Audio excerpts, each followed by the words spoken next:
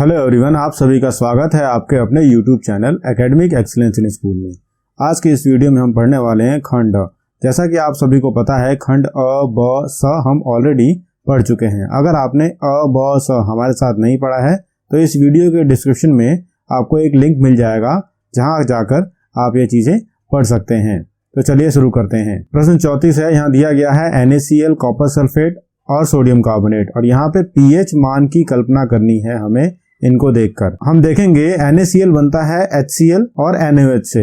HCl एक प्रबल अम्ल है और NaOH एक प्रबल क्षार है, और दोनों प्रबल होने के कारण यहाँ जो NaCl बन रहा है इसका pH 7 होगा, यह उदासीन विलयन होगा। कॉपर सल्फेट बनता है एक प्रबल अम्ल सल्फ्यूरिक एसिड से और दुर्बल क्षार कॉपर हाइड्रोक्साइड से। देखिए यह दुर्बल है, दुर्बल होने के कारण यहाँ जो कॉपर सल्फेट बनेगा इसका pH 7 से कम होगा, यानी ये अम्लीय विलयन होगा। सोडियम कार्बोनेट बनता है क्षार NaOH और दुर्बल अम्ल हाइड्रोजन कार्बोनेट से। अब यहाँ प्रबल क्षार है और दुर्बल अम्ल है, तो प्रबल क्षार होने के कारण यहाँ जो विलयन बनेगा इसका pH 7 से ज्यादा होगा और यह क्षारीय विलयन होगा। अगला प्रश्न पूछा गया है, अल्कोहल और ग्लूकोज दोनों में ही हाइड्रोजन है परंतु इसमें विद्युत चालन नहीं होता, ऐसा क्यों है?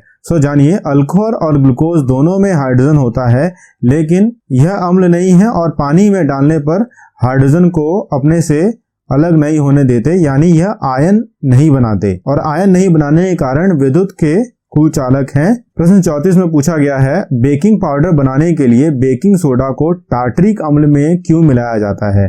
तो आप सभी जानते हैं बेकिंग सोडा यानी सोडियम हाइड्रोजन कार्बोनेट को हीट करने पर सोडियम कार्बोनेट बनता है, और यह जो सोडियम कार्बोनेट है यह कड़वा होता है, इसलिए टार्टरिक एसिड डालकर इसको उदासीन बनाया जाता है। अगर टार्टरिक एसिड नहीं डालेंगे तो सोडियम कार्बोनेट के कारण जो चीजें बनेंगी, केक, पेस्ट्री, वह सब कड़वी बनेंगी। बी में पूछा गया है, मुंह का pH 5.5 हो जाने पर दंत क्षय यानी दांत टूटने क्यों आरंभ हो जाते हैं?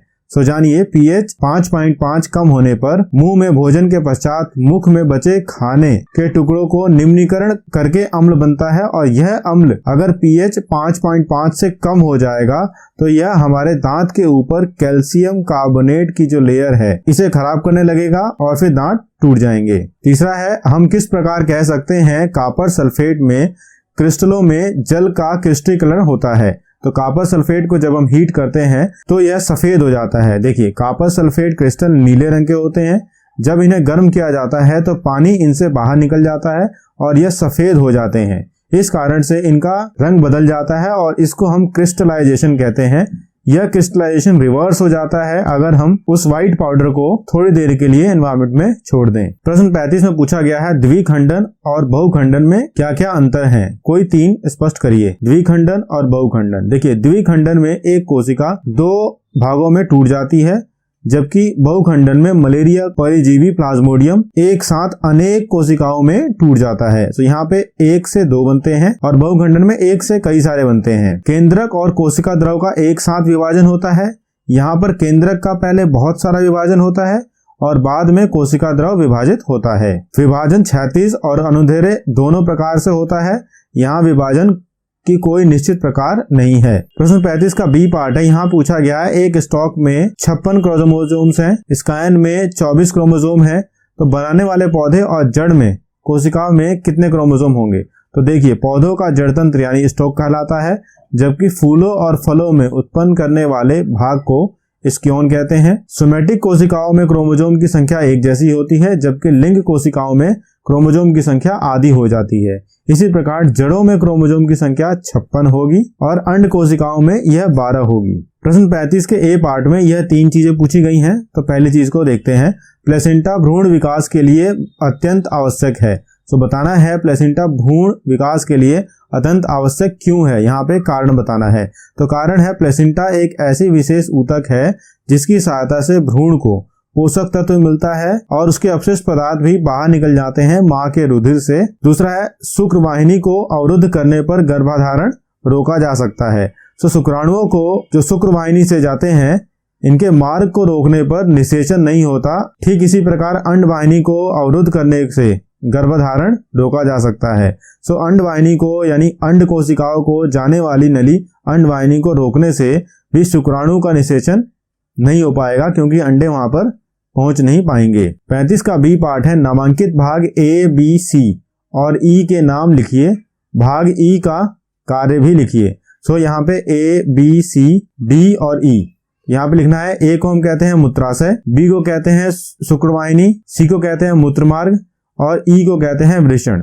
और यह जो वृषण है यह मेल में मूछ दाढ़ी लेके आता है और शुक्राणुओं का निर्माण करता है। मूछ दाढ़ी लाने के लिए टेस्टोस्टेरोन हार्मोन भी आपको याद रखना है। अगला प्रश्न 36, किसी चालक तार में प्रतिरोध 1 ओम है, इसे आप कब कहते हैं? 1 ओम प्रतिरोध हम तब कहते हैं जब उस चालक में 1 वोल्ट का अंतर है और 1 एम्पेयर करंट प्रवाहित हो रहा है। 36 का बी पार्ट पूछा गया है, जब किसी चालक की लंबाई उसकी आरंभिक लंबाई से आधी कर दी जाती है, आधी कर जाती है और फिर उसके प्रतिरोध में क्या अंतर आएगा? तो देखते हैं। यहाँ पे हमें प्रतिरोध का फॉर्मूला दे रखा है R = rho L upon A। अगर L को हम आधा कर देते हैं तो ये हो जाता है L/2।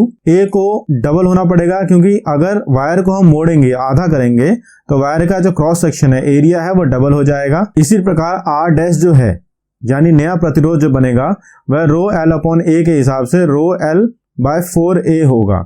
और पुराने प्रतिरोध से अगर हम इसका अनुपात निकालें, ये नया प्रतिरोध और यह पुराना प्रतिरोध, जो नया प्रतिरोध है ये रो L/4A है और पुराना प्रतिरोध रो L/A है। इसको हम कैंसिल करेंगे तो ये आ जाएगा 1/4। इसका अर्थ ये है कि जो नया प्रतिरोध होगा वो 1/4 होगा पुराने प्रतिरोध के। यानी अगर पुराने प्रतिरोध का 4 ओम प्रतिरोध है तो नए वाले का 1 ओम प्रतिरोध होगा। अगला प्रश्न है, दिए गए परिपथ का प्रभावी प्रतिरोध ज्ञात कीजिए। सो एक रजिस्टर यहाँ पे लगा रखा है और दूसरा रजिस्टर यहाँ पे लगा रखा है, इनका प्रभावी प्रतिरोध ज्ञात करते हैं। हमें ये पता है रजिस्टर इन सीरीज का फॉर्मूला होता है R1 + R2।